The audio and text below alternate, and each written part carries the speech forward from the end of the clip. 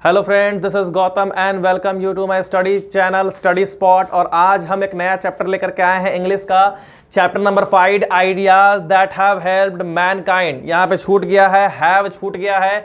Ideas that have helped Mankind, ऐसा उपाय जिसने मानवता को मदद किया है, ब्रिटेंड रसेल के द्वारा लिखा गया है। 1872 में इनका जन्म हुआ था और 1970 में ये डेथ कर गए थे। इनके द्वारा कुछ किताबें लिखी गई हैं, a history of western philosophy, human knowledge, it's scope and limits. ये एक ब्रिटिश फिलोसफर रह चुके हैं, इतिहासकार रह चुके हैं, मैथमेटिशियन भी रह चुके हैं और एडवोकेट भी रह चुके हैं सोशल रिफॉर्म्स के लिए।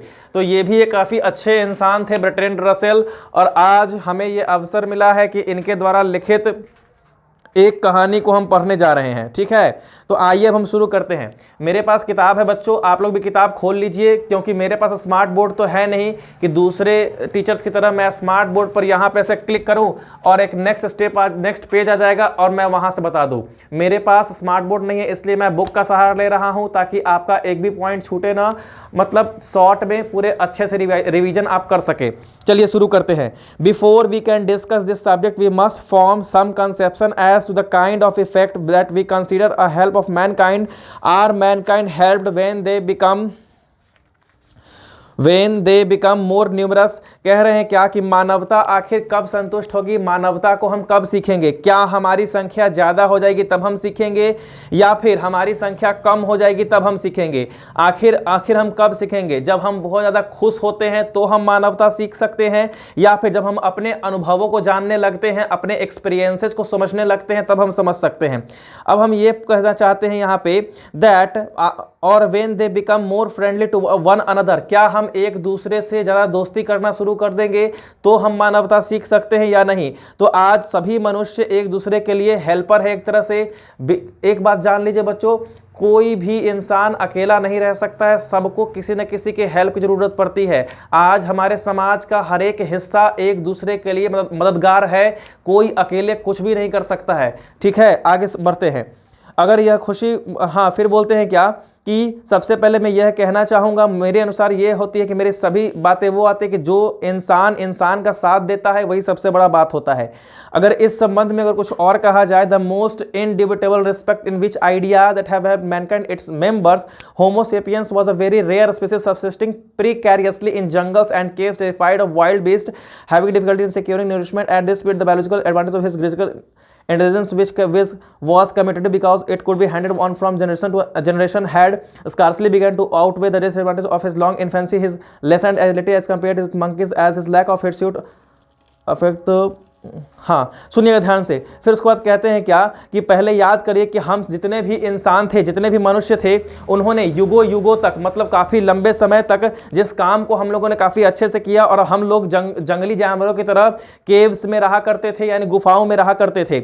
और आज बहुत ही सुनकर खुशी हो रही है कि आज हमारे पास सारी टेक्नोलॉजी आ चुकी है और आज हम उन जंगलों से, उन गुफाओं से निकल करके अपने घर में रह रहे हैं, और आज हम अपनी मानवता को भी पहचान रहे हैं। बहुत सारे ऐसे पशु हैं पशु जो हैं वो दिखाई देते हैं, और इस बारे में दो बातें कही गई थी।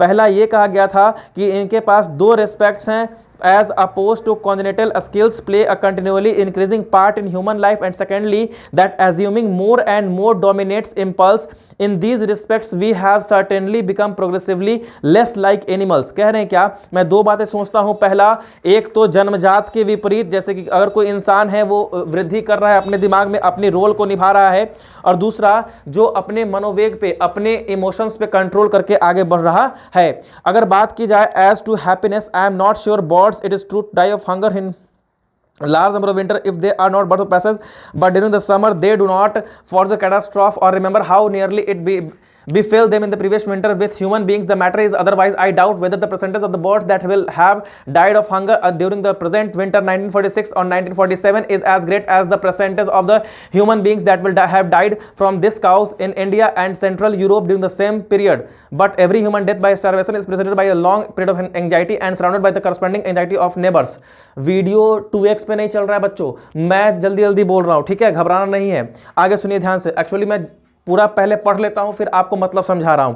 तो यहां पे ये बोला जा रहा है कि सच ये है कि इस सर्दियों में, सर्दी की बात जब आती है तो बहुत सारे पक्षी भूख प्यास से मर जाते हैं, लेकिन वो कहीं पे भाग नहीं पाते हैं। लेकिन जैसे ही गर्मी आती है पक्षी ये भूल जाते हैं कि पिछले सीजन में, मतलब पिछली जाड़ा में, पिछले ठंड के मौसम में उनके साथ क्या हुआ था, ये पक्षी भी भूल जाया करते हैं। आगे देखिएगा, मनुष्य के संबंध भी बिल्कुल इसी प्रकार होते हैं। और आजकल का मनुष्य जो है पुरानी बातों को लेकर के बैठा रहता है, उस दुख को लेकर के बैठा रहता है, लेकिन ये पक्षी देखिए उनके साथ क्या बीता था वो भूल करके आगे बढ़ जाते हैं।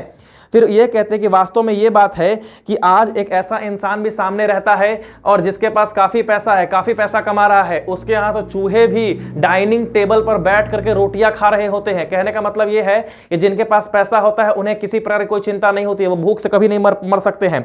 जहां तक मनोरंजन की बात है, as to diversity of enjoyments, however the matter is otherwise, I remember reading an account of some lions who were taken to a movie showing the successful depredations of lions in a wild state, but none of them got any pleasure from the spectacle.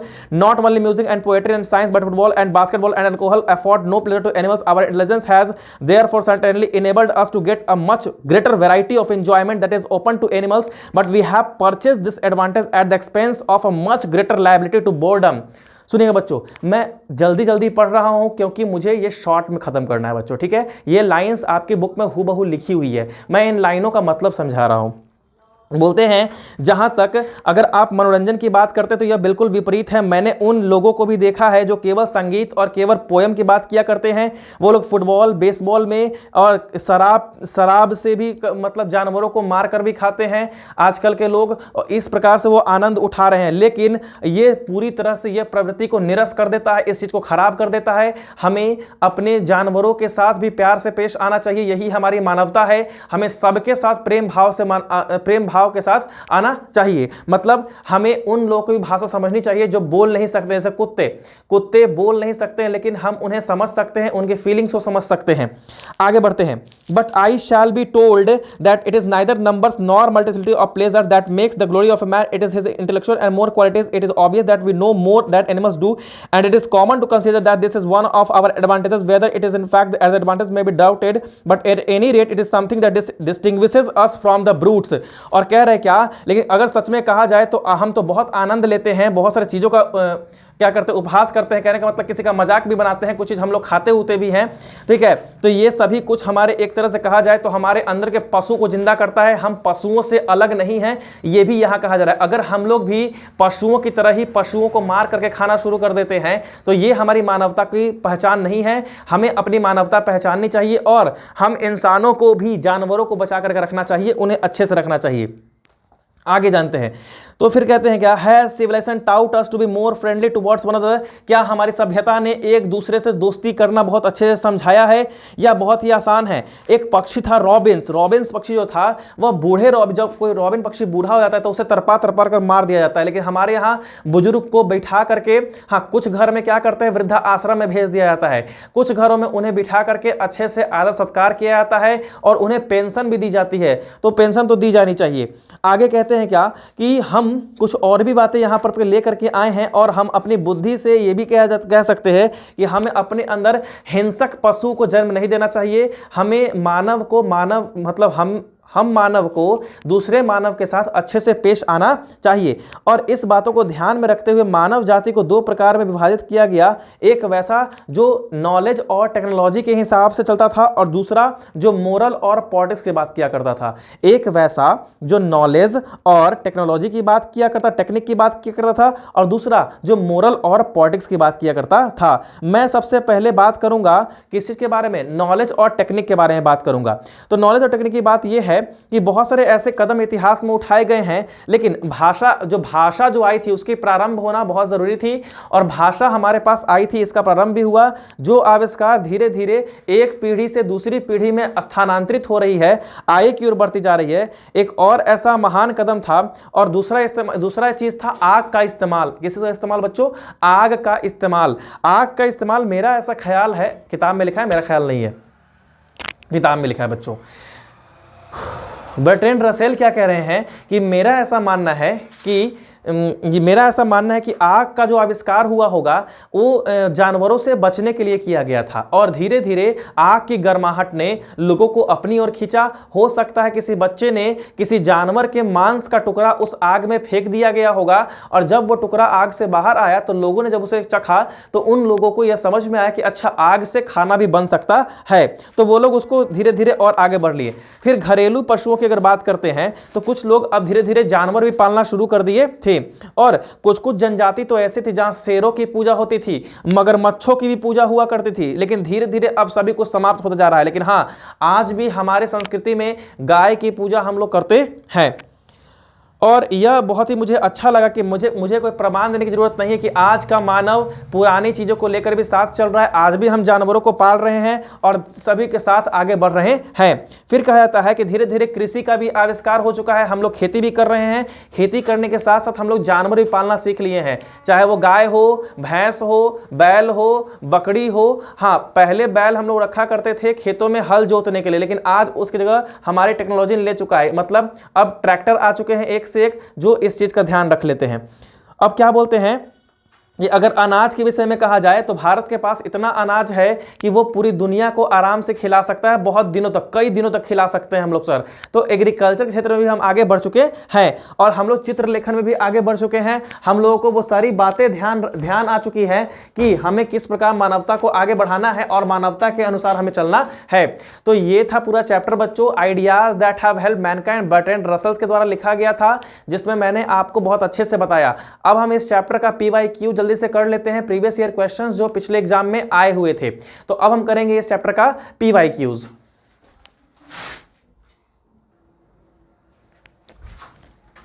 Welcome students, तो ये है important PYQs इस chapter के। I know come questions है क्योंकि इस chapter से questions कम ही पूछे जाते हैं। What was the role of fire in our development? हमारे डेवलपमेंट में फायर का क्या रोल है? तो अभी अभी मैंने बताया कि फायर का क्या रोल है बच्चों। तो फायर जो आया था वो ऐसा माना जाता था कि फायर का इस्तेमाल लोग किए थे जंगली जानवरों से बचने के लिए, और धीरे धीरे उस आग की गर्माहट ने लोगों को यह भी सिखा दिया कि यह हमारे काम की चीज़ है। हो सकता है उनमें से किसी एक बच्चे ने, ऐसा मैंने कहानी में बताया है और किताब में लिखा है, हो सकता है उनमें से किसी एक बच्चे ने एक मांस का टुकड़ा उस आग में फेंक दिया गया हो, जो वापस से भून करके वहां से निकला और लोगों ने सीखा कि ऐसे खाना भी बन सकता है। वैसे आग के आविष्कार ने नए नए आविष्कारों को जन्म दिया था और मानव सभ्यता को काफी आगे बढ़ाया था। दूसरा सवाल, write the summary of this chapter. इस chapter ideas that have helped mankind का समरी आप लोगों को वीडियोज में पीछे जाकर देख लीजिए, मैंने काफी अच्छे से किताब के अनुसार ही आपको समझाया है। आई होप ये चैप्टर आप सभी लोगों को समझ में आया होगा, और आप लोगों को मैं यहाँ आकर जब पढ़ा रहा हूँ इस चैप्टर को, तो प्लीज़ मेरी बातों को ध्यान से सुनिए और बदले में एक अच्छा रिजल्ट लेकर के मुझे दीजिए। मुझे बहुत खुशी होगी कि मेरे YouTube चैनल से आप लोगों ने पढ़ करके अच्छा रिजल्ट प्राप्त किया। मैं फिर से बता देता हूँ बच्चों, इंग्लिश में मैं पूरे चैप्टर्स का वीडियो बना करके दूंगा, ये मैं वादा करता हूँ, मैं बार बार वादा कर रहा हूँ। पूरे चैप्टर्स का वीडियो मैं बना करके आप सभी तक पहुँचाऊँगा, मुझ पे विश्वास बनाए रखें। सिर्फ आप एक काम करिएगा, आप ग्रामर पोर्शन थोड़ा सा करिएगा, क्योंकि ग्रामर पोर्शन करवाना मेरे बस में अभी नहीं है, क्योंकि टाइम लिमिट बहुत कम है बच्चों। ग्रामर पोर्शन 40 मार्क्स का आता है, 45 मार्क्स का वो आप करिए, बाकी 55 से 60 नंबर का मेरे जिम्मे पे छोड़िए, मैं बिल्कुल करा दूंगा। ग्रामर पोर्शंस के लिए आपको क्वेश्चन बैंक नियमित सॉल्व करने पड़ेंगे। अगर आपको कोई दिक्कत होती है तो आप बुक्स का सहारा लीजिए, लेकिन वहां से करिए। प्लीज माइंड माई टॉक्स, मेरी बातों का ध्यान रखा करिए। और आपको हिंदी और इंग्लिश पेपर नहीं छोड़ना है बच्चों, हिंदी और इंग्लिश आपका 100 मार्क्स का होता है। So thank you very much. और अगर ये वीडियो आपको अच्छा लगा हो, हर बार की तरह like, share and subscribe, share to your friends. Thank you.